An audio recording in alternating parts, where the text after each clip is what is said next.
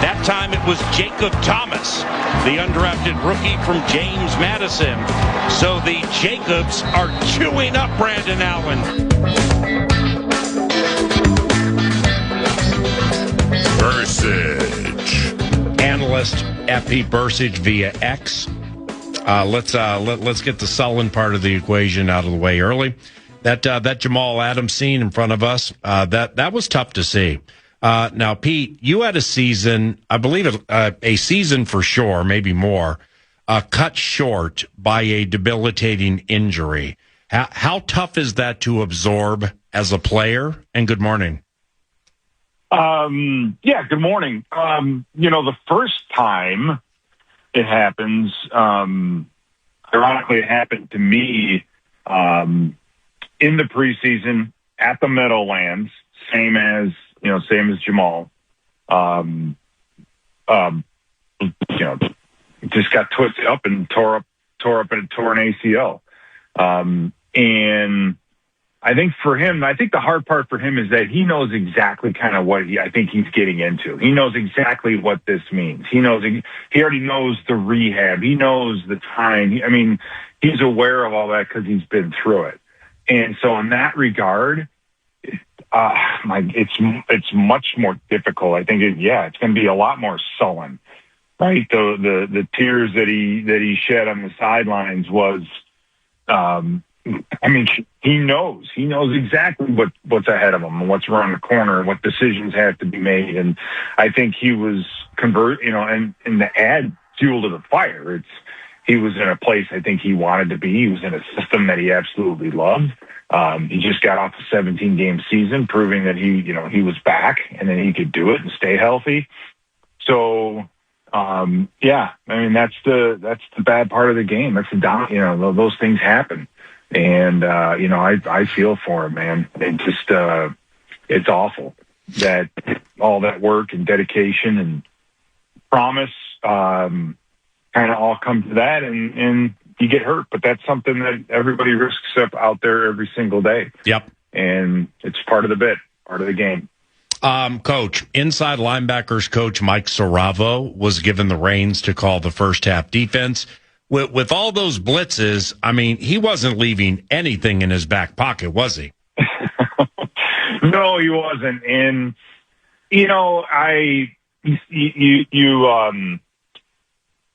when you're a position coach, you get an opportunity to, coordinate. Yeah, you want to do it right. You want to kind of put on a show. But I think our guys are beyond that. Saravo's been around for a long time. He knows the system. Ryan Nielsen. I don't think those guys are out there, trying to make themselves look great, so to speak. I think it's just being aggressive and blitzing is just our base defense. I really do. I really think that that's such an integral part and a built-in part of what we do that you can't just eliminate it. You can't just pull all that out because you spend so much time working on it, perfecting it. And there's so much in the way of technique and responsibility, coverage tweaks that you make when you're a blitzing team that you have to practice those. And so, 10 years ago, you didn't see blitzing like that. In fact, if you saw that much blitzing in a preseason game, it usually meant a pretty tough conversation from the coaches after the game, right? They take exception to it. Right. But in this case, I think that's who we are defensively. And they're just out there doing what they do. And I thought, it was a perfect preseason game, I think, for the coaches in this regard. There were so many really great things to watch, offensive, defensively, a ton of great things. But there were also a lot of pretty glaring mistakes and things that are clearly that they need to work on. And that's exactly what you want when you're watching films. You want to be able to point to these things, A, B, and C, and say, hey, guys, great job. This has been a point of emphasis. We've improved on all this. But we still have, these things over here. And that's what helps. It keeps the players from thinking that, yeah, we did it. We kind of arrived. We can kind of kick back. They feel good about what they've accomplished, and yet they realize there's a lot to work on. And that's really what you all you could ask for coming out of a preseason game. Hey, Pete, back when you played for Denny Green, because I don't recall this being the case with many coaches during the preseason. But did Denny let assistants coordinate during preseason games and call plays? Because with O'Connell and Flores, I mean, they do it every preseason, almost every game. He would a little bit, right? He would there were certain situations where he would, but I don't recall during a preseason game him allowing one of the assistants to do that. Right. I don't, it may have been a couple of times, but it wasn't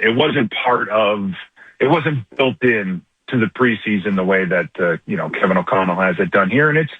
And Paul, it's not just, giving his coach the opportunity to say his name and to be like, Saravo called the plays. He's a coordinator.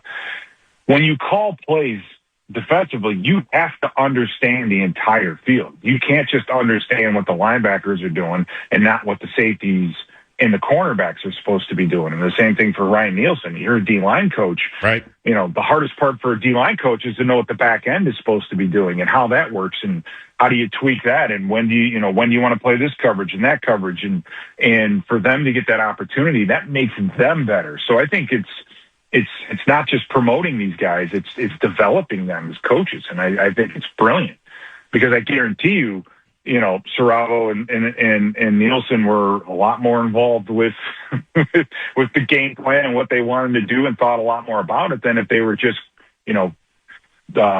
D-line or a position coach reacting to what defense had been called.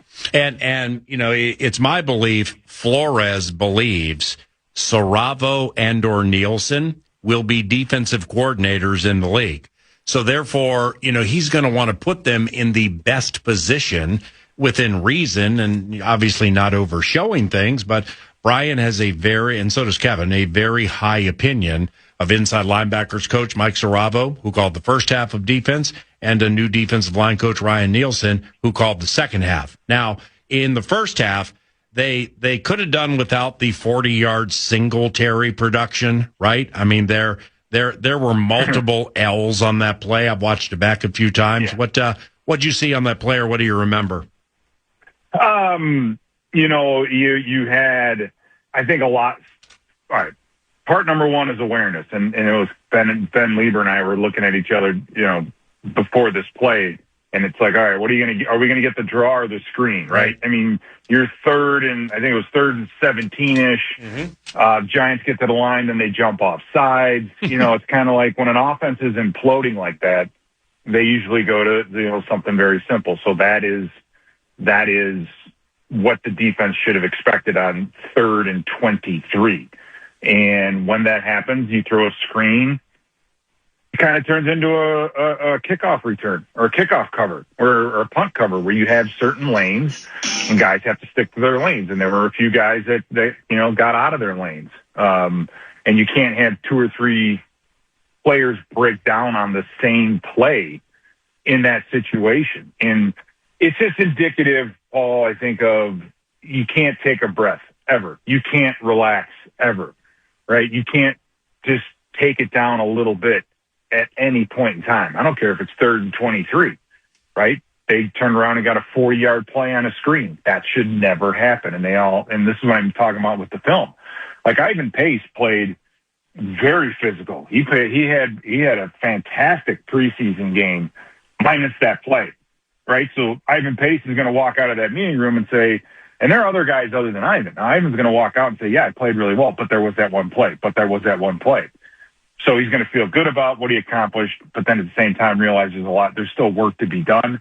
That's exactly what you want after a game 1 preseason, is for guys to feel good about what they've worked on and accomplished, and then say, yeah, we need to play some better team defense. We need to make sure everybody's dialed in all the time. And then that becomes the point of emphasis this entire week, especially when Baltimore comes to town on Wednesday. Pete Bercich, analyst for the Vikings Radio Network, into his 20th season. Started in 2007 with Adrian's rookie year. And we will be calling with Ben Lieber, Tatum on the sideline, a game Saturday against the Baltimore Ravens, 10 a.m. for the local pregame, and then the kickoff at U.S. Bank Stadium. Only preseason game at home against the Baltimore Ravens right around noon. So the Cincinnati rookie, Jake Golday, I'm guessing the next step for him is covering the pass and handling open space moments. Like, I mean, he got swallowed up by somebody on that Singletary run. I mean, Ray Lewis has gotten swallowed up before, so it's going to happen. But nevertheless, covering the pass and, like you said, awareness, that's probably next for him, right?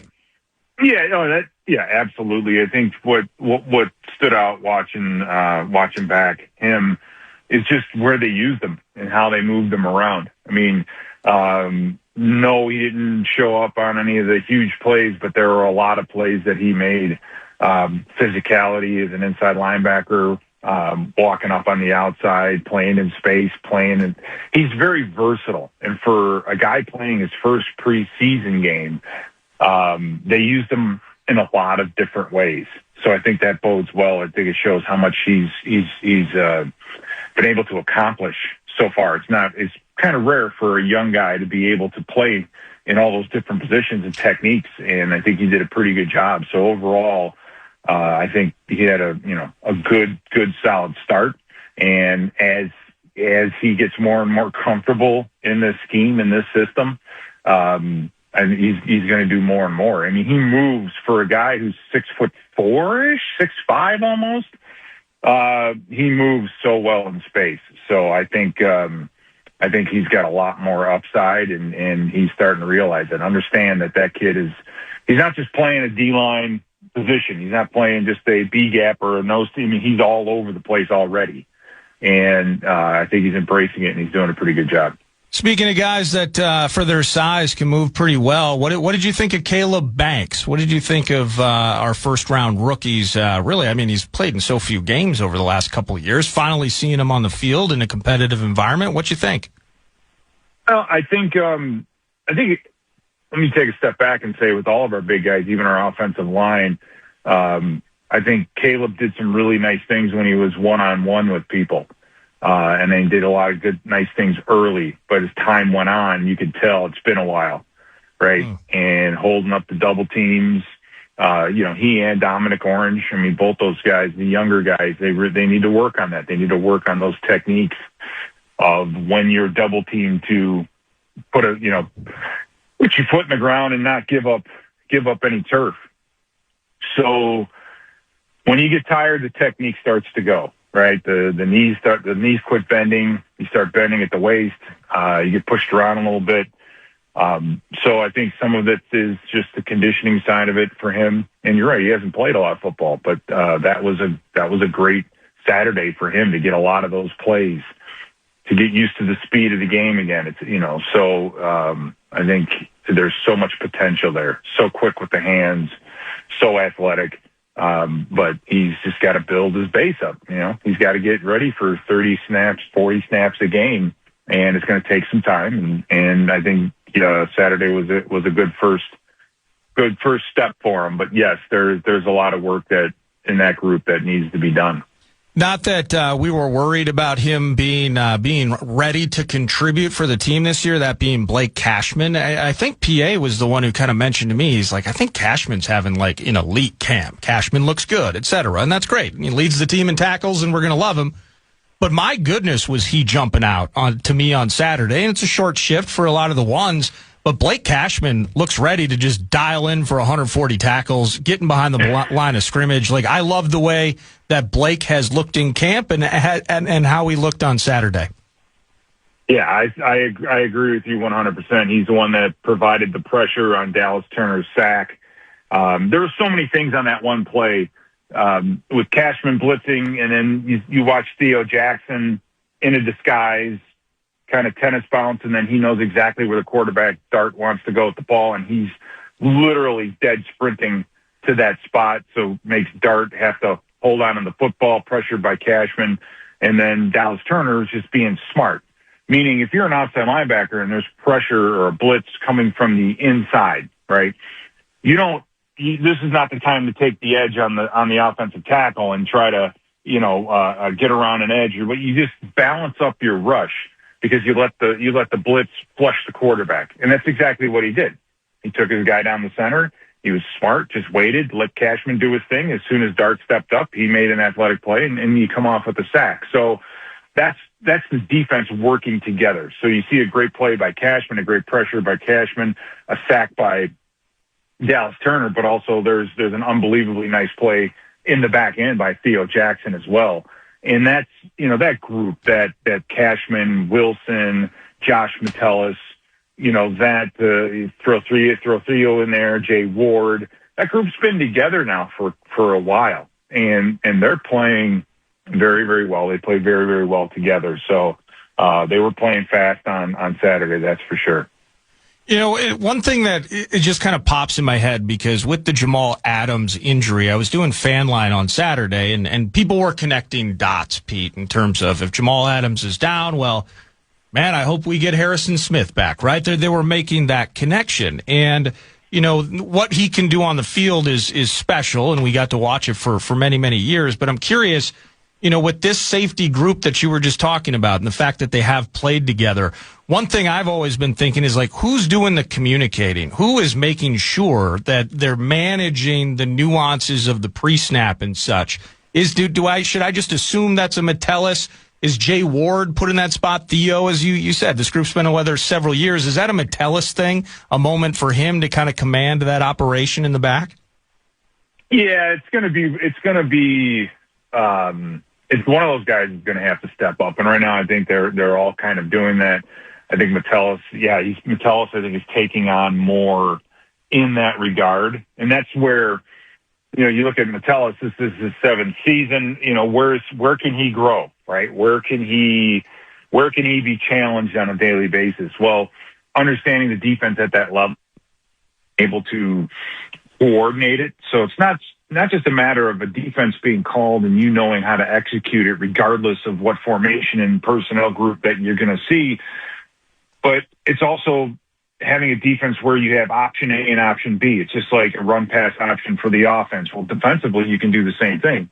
And from Metellus then, to know what he's doing so well and what everybody around him is doing so well, that he's able to think on that next higher level and say, okay, well, we got this, like a coordinator. I got this formation. Okay, we don't want to be in a middle open against three wide on this side. We want to do this, or we want to, switch the pressure away from the running back so the back's offset one way. We want to bring it from the opposite side, so we got to check it to something else.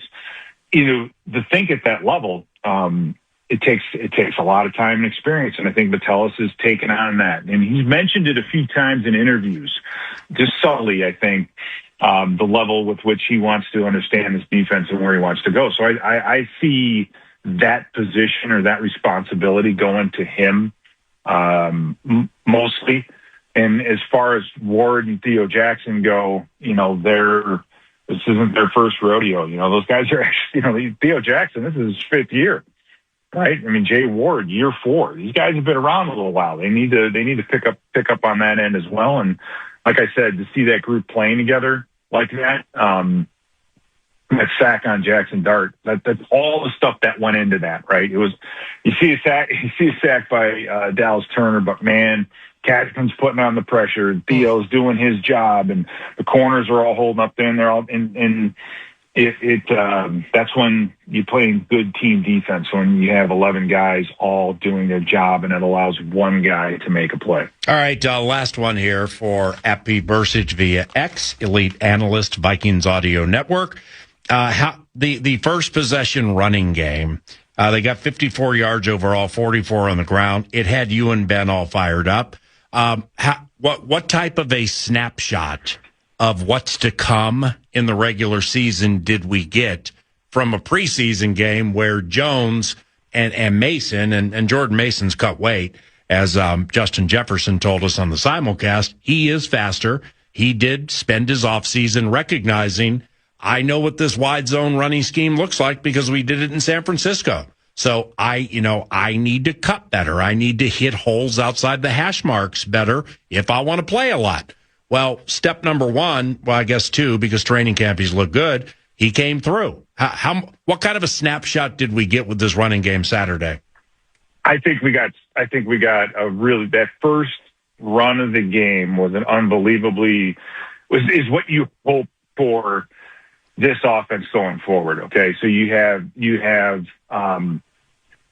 got Christian Darrisaw back, and on that first play, he takes Darius Alexander, the defensive end, and puts him on the ground. Okay, you have Josh Oliver, who's got Kayvon Thibodeau on roller skates. Okay, you have Max Bredesen, who starts the double team on Thibodeau and then works himself up to the next level. Meanwhile, Donovan Jackson, working to the outside. Will Fry's cutting off. Blake Brandel doing the cutoff. And then you have a guy like Aaron Jones who has just enough patience to know where that thing's going to break. And it did. It broke between Alexander and Thibodeau. And the linebackers just couldn't get over there. There was too much traffic. That's what you want to see. The offensive linemen that we have are very athletic, and you want to see those guys just turning and running one way or the other. And it really, I've seen when we were doing that, we were reaching defensive linemen right away. And this is for the second and third team offensive linemen too. There are a few of them in there that, like Walter Rouse, he's such a good athlete that they're reaching guys on the snap. That was beautiful. That's what you want to see. But at the same time, when we get that ball on the 1 or 2 yard line, we got to get that thing in the end zone. You got to punch that thing in. So the double teams, the downhills, that intense type of footwork, that needs to be worked on as well. But that first play, it really, really set the tone, I think.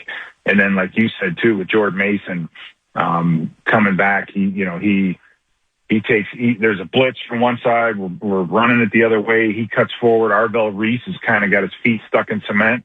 He does one little shoulder deke and bounces it out the other way to get another 4 or 5 yards on it. So both the running backs, Aaron Jones did an awesome job in protection too. He had a nice sliding cut where they asked him to cut a defensive end. But Aaron Jones, Jordan Mason, even Xavier Scott, these guys all did a great job in pass protection. So that running back group is wired tight. They look good. Damon Claiborne, I think, fits what we're trying to do in that regard and get outside fast. But we need a third tight end that can block, because right now Josh Oliver is the guy. We need another tight end to be able to get on the edge and be able to reach and take care of some of these bigger outside linebackers that we're going to see. That's what you need at this level. That's what you need when you're trying to run an outside zone against a 3-4 team, when you have a 260-pound outside linebacker setting the edge. You got to find a way to beat them. And that first play, that kind of showed you how to do it. Great job, as usual, Saturday. Look forward to Saturday at noon at U.S. Bank Stadium and the joints, middle of the week. And I'll see you soon. Okay, Pete? Sounds great. Bye. Yep, see you, buddy. Pete Bercich at Pete Bercich VX. Big time takes there. Really, really informed and learned takes. 10:32 behind the chains a little bit. We're going to run some talkbacks, Vikings-related talkbacks next segment. Then News du Nord. Then our buddy P. Fox rolls into studio about 11 o'clock. This is 9 to noon. This is PA on iHeartRadio and KFAN The Fan. Hey, PA and Nord Squish. It's Scuba Nord Steve Squish. Bristol. My question for you is, what were your thoughts when Bercich failed to say play clock correctly? I'll head up and listen. I don't, I guess I kind of don't know what you mean. Yeah. All I can say is it took, because we're KFAN raised, we are a bit raised. It took Lieber and I 4 seconds to look at each other. Ben's chin was holding back laughter. Yep. And I put my microphone up, so we're into the microphone right now. If I put it up, then you can kind of get that feel, but you can still generally hear. Yeah. But maybe fortunately, maybe unfortunately, but I don't think anybody heard it because I've heard it back. So I put my microphone up and went, "Excuse me." You couldn't pick it up. What's up, P. Fox? There were 5 or 6 of us here at the station that were laughing. Yeah. There were conversations about where on the button bar it should be and how the FCC feels about such things. Could the power trip play it before 6? What was on his mind? Yeah, correct. At that time. But I mean, I'm not a big I'm not a big it's preseason for everybody too. Like, I didn't remember until you played that highlight earlier that I misidentified Brandon Allen on an interception. So I'm like, Brandon Allen back to pass. Jefferson's making everybody laugh, throws it, blah, blah, blah, blah, blah, blah. Interception by Jameis Winston. It was kind of a winding road as we started. Yeah. Brandon Allen and Jameis Winston both had the ball at one point. Right. So, I mean, do I lose sleep over that? No. Should it happen? No. With Pete, it was a slip of the tongue. Yeah. There are people who have no idea what you're talking about now. Do you have it at your fingertips? I do not have it at my fingertips. Okay. Power Trip sure did. I will. I'll find it, and maybe I'll drop it in at some point throughout the show. To the talkbacks. Hey, Nordo, how's it going? Nord Squish. All this Viking talk on how this team is the focal point, kind of going around Kyler Murray. Not like the Timberwolves with new number 1 LaMelo Ball and new number 1 Kyler Murray. Very similar situations we're in. I think it's pretty cool that Minnesota sports gets to experience this stuff. Let's go, baby. Right. When they moved for LaMelo Ball, that was one of my first inclinations, is that these two are analogous. I mean, they're in the same fishbowl, they're just under different rocks. Yeah. But LaMelo's younger. But it's just the more I learn about Kyler, I'm just really appreciating and liking the way he describes things after games, because he circumnavigates exactly what he wants to say, but I think it's pretty easy to figure out what he means. Yeah. When he's like, how the question is how to go with the first offense in your first preseason game. I executed the plays they asked me to execute. And then you hear O'Connell talking about it, and he's going on for 45 seconds about Kyler saying that he had to get out of plays. There were some plays where he got out of them, went to the voluminous nature of the options, and they were good moves. So it was just a little baby series.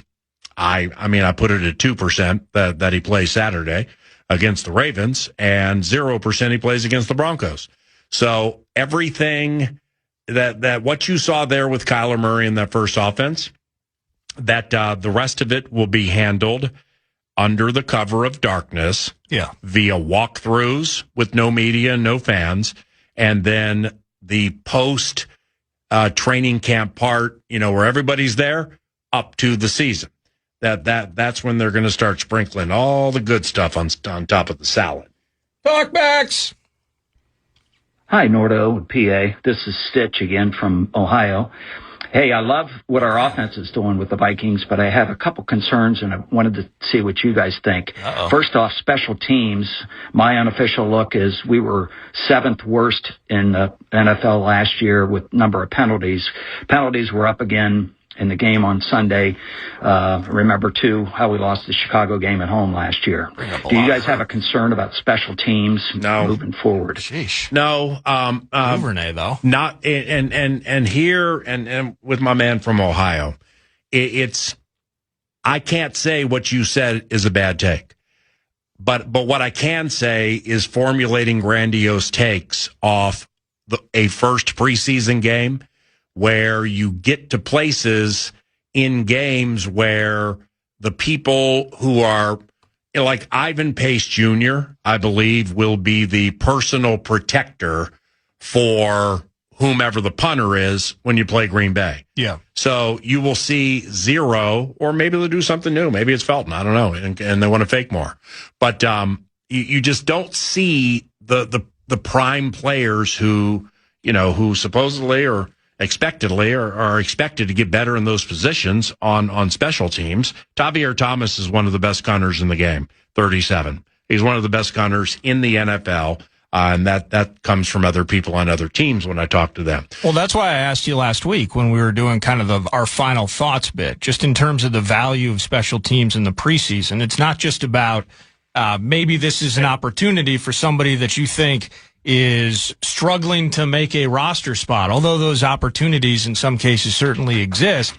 But the idea that in the preseason that you're going to glean material advancements or substantial improvements in some of those areas. This is kind of the training grounds right now, where we're really pumped with what we saw in the run game early on, but we didn't get the full picture.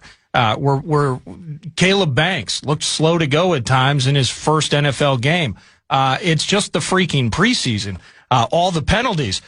Refs have the preseason too.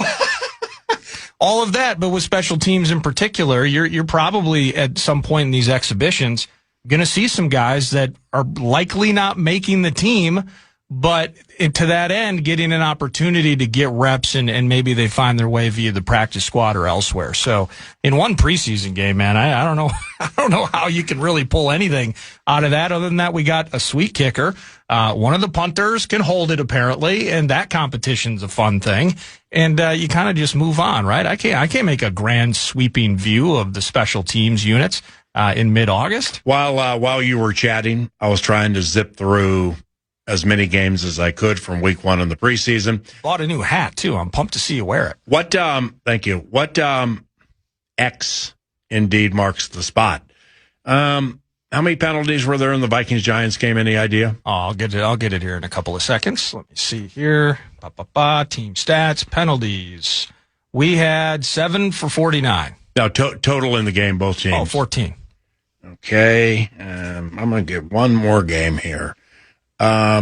P. Fox, just yell out a random team who played, well, they all played. Just blurt out a random team, and I'm going to go to their week one preseason game. Don't make it Dallas, Seattle, Detroit, or whoever they played. 49ers. There we go. 49ers, Titans. And I got that here. Let's go there. Then you go to team stats. They had 16. And you see 16 total. Okay. So in that game, there were 16 total penalties. In the Lions preseason game, a combined 19.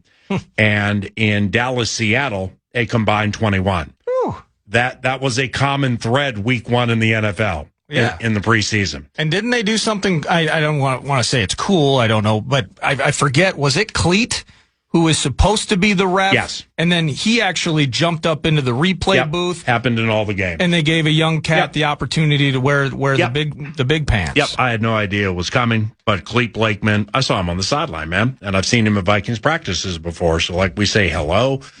So he's the ref, but then he goes up to the replay booth and Jonah somebody becomes the white cap. Yeah. In the Seattle game, I don't know Seattle Dallas because I watched a quarter and a half of that after getting back from New Jersey. I don't know what my man's name was, but the people talking about him were like, it's not easy to jump on a microphone with 40, 50,000 people listening, and you don't do it for a living. What, Trey Blake was back again? So the I don't know who the white cap was in that game, but that person ceded the role, went up to the replay booth, and my man was having a real tough time spitting out these penalties. The umpire on the Gamecast bid says it was Terry Killens Jr. Yeah. I don't know his new name. Guy to the mix. Right. And new guy in our game, by the way. Mm-hmm. He called 14 of them. He missed the offsetting defensive pass interference. Dominic Orange got held 5 times. When Newbin ran through Miles Price, and instead we were just stuck with that holding penalty that set our drive back. Right. So kids trying to learn. So with the penalties, it's with respect, and everybody can handle their talkback toil or their talkback game how they want. In the preseason, specifically game one, all preseason, there are no 10s and there are a few zeros. It's just, really in life, if you say it's the best ever, might be something better later. So I'm not a best ever or worst ever kind of guy because I don't want to limit it. But in preseason, blanket statements generally will get you burned. So that's why I wanted to go around the league. We can go to more games probably where, we're looking at 3 games here and we got, 17 penalties combined, 16, 19, 21. That was a thing week one of the preseason. There were times in the Vikings-Giants game, and I said it on the simulcast, they're being overly officious. There are things that won't be called in the regular season that they're calling here. But it's the NFL's way as kind of a training playground to get you to play right. and show you if you do that, there may be a flag. It'll be pulled back next week, and it'll be pulled even farther back the week after that. I believe that's generally how it works. Yeah. News du Nord around the corner. Then P. Fox joins us at about 11 o'clock on KFAN. You're listening live to Paul Allen at 9 to noon on iHeartRadio and FM 100.3 KFAN. Pete Fox is playing fast this week because Saturday is the newest, biggest day of his life. Parker Fox joins us around the corner. But first, we got a bacan.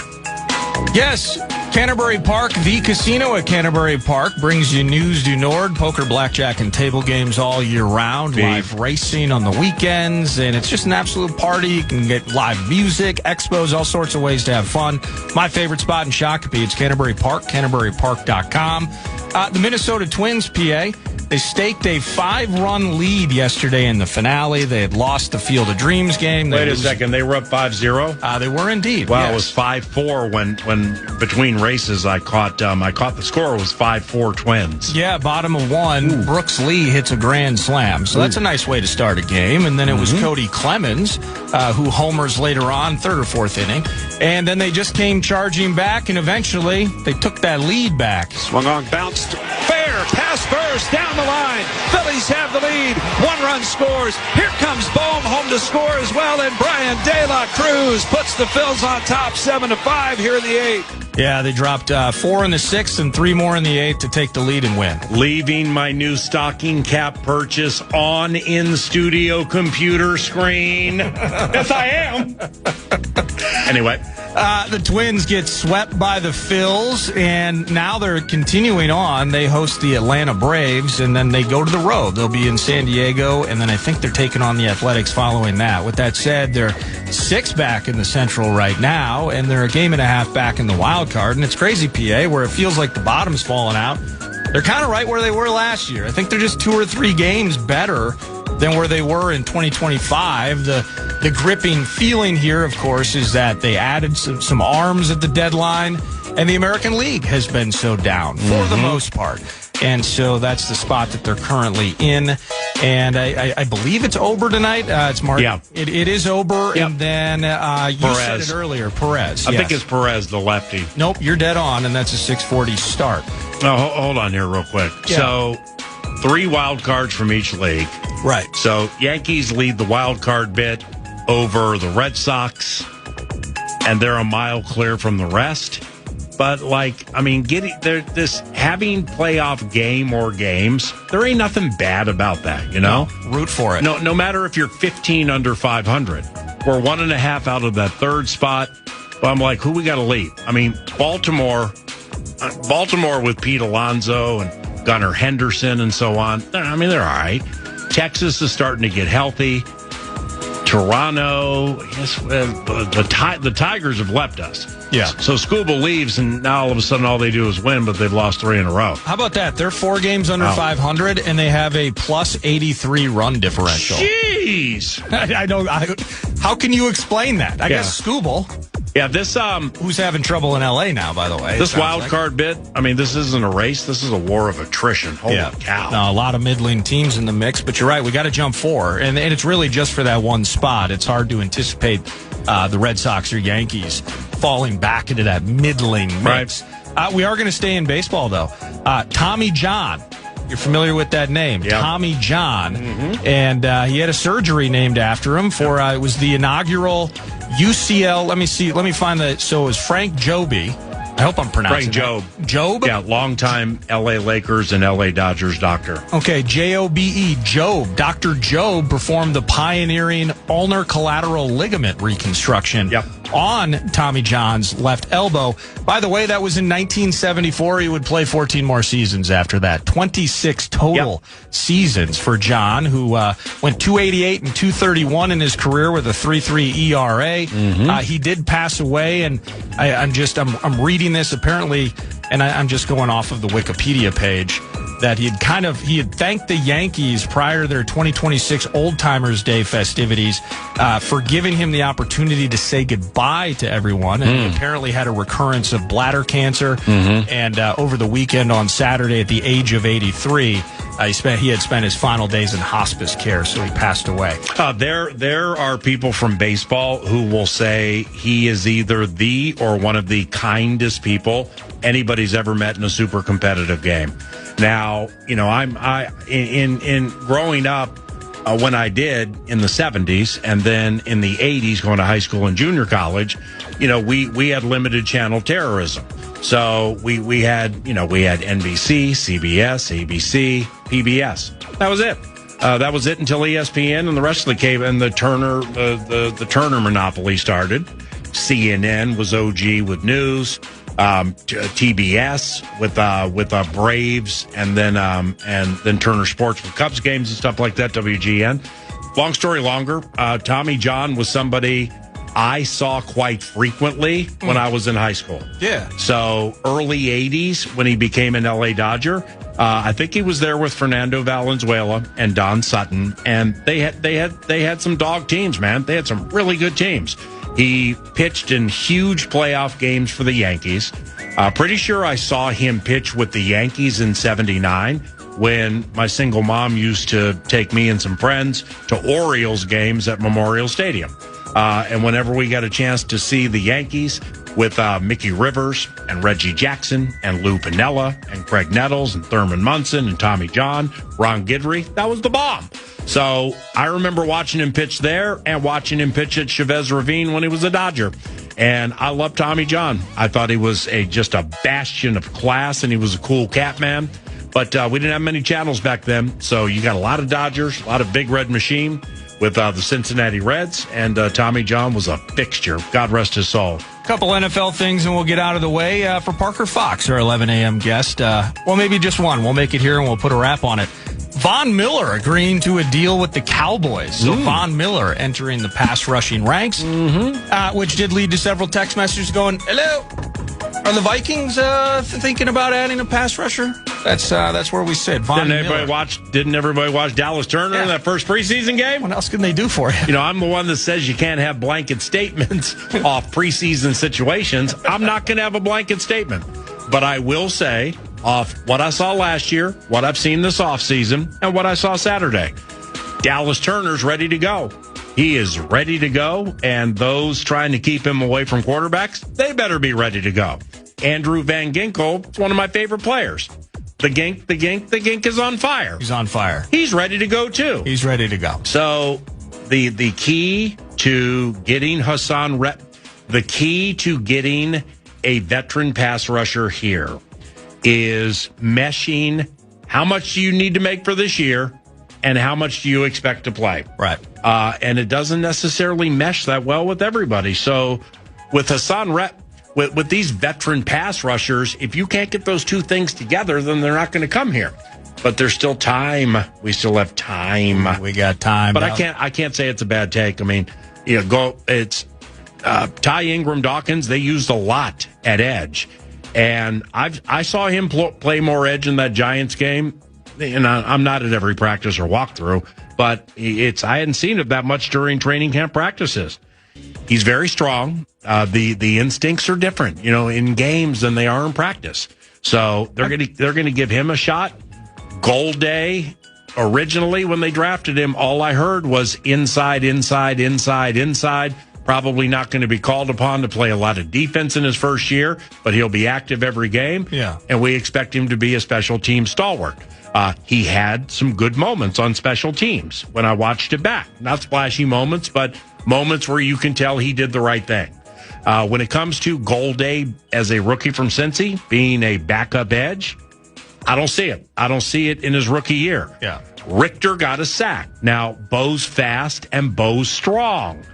Bo's undersized. So you probably can pull off some things with him in spots for X amount of games. But then when they figure that thing out, you got to work around it. Yep. But Richter's part of the mix, too. It feels like Flores with this defense this year, and it's been very good. I mean, the consistency over the last two with Flores has been terrific since he's gotten here.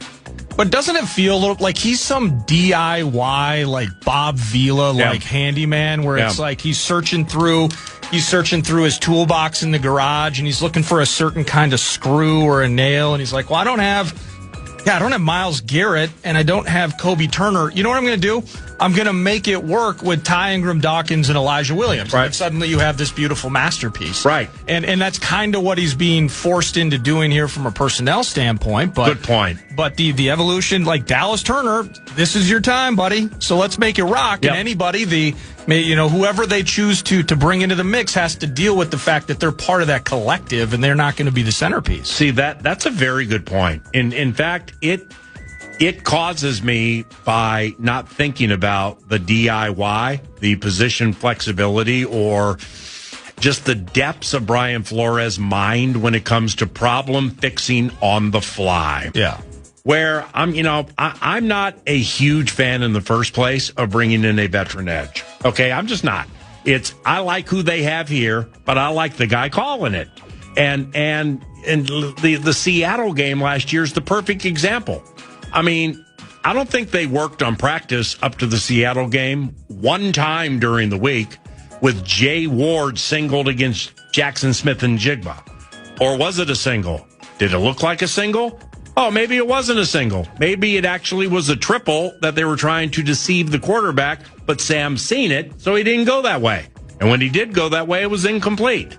So they had to play half a quarter with Jay Ward, better now than he was then, a safety playing corner covering one of the best three receivers in the NFL.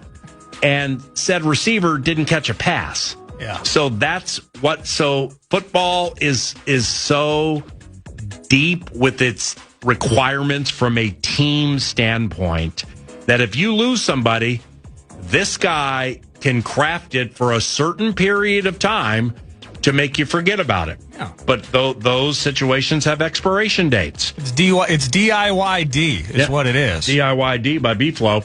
So if they bring in a veteran edge, that'd be cool. That'd be fine because Van Ginkel and Dallas Turner aren't going to play every play. I like Bo Richter more than most people do, and I understand he's undersized, but incredibly strong, which matters, and very fast. So we'll see where it goes from here. News du Nord, provided by Canterbury Park, CanterburyPark.com. Not many Thursdays left on the schedule, so if you ain't doing anything this Thursday, come say hello to us. Racing starts at 5, and it's Thursdays are $2 nights. Admissions $2. Pepsi products, Budweisers, and hot dogs $2 each. Very young crowd too. Music between races. I think you'll like it a lot. CanterburyPark.com, CanterburyPark.com. 11:05, here comes the surrogate around the corner at FM 100.3, KFAN. This is PA on iHeartRadio and KFAN The Fan. Guaranteed human.